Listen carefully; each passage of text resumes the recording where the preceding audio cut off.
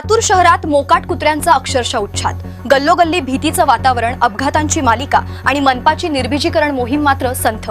नागरिकांच्या जीवावर बेतणारी ही गंभीर परिस्थिती. प्रशासनाचं दुर्लक्ष का?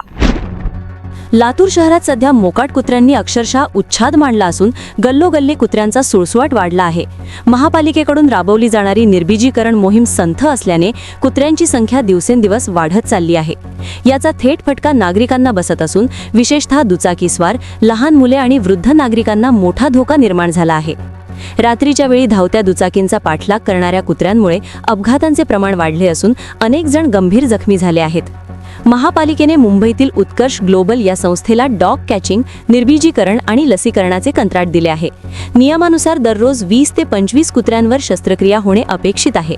मात्र प्रत्यक्षात ही कारवाई तक्रारी आल्यावरच केली जात असल्याचा आरोप नागरिक करत आहेत. जर दररोज इतक्या मोठ्या प्रमाणात शस्त्रक्रिया होत असतील तर शहरातील कुत्र्यांची संख्या कमी का होत नाही असा सवाल उपस्थित केला जात आहे. तक्रारींची वाट न पाहता संपूर्ण शहरात झोननिहाय निर्बीजीकरण मोहीम राबवावी, तसेच संबंधित संस्थेच्या कामाचे तातडीने ऑडिट करून कारवाई करावी अशी जोरदार मागणी लातूरकरांकडून होत आहे.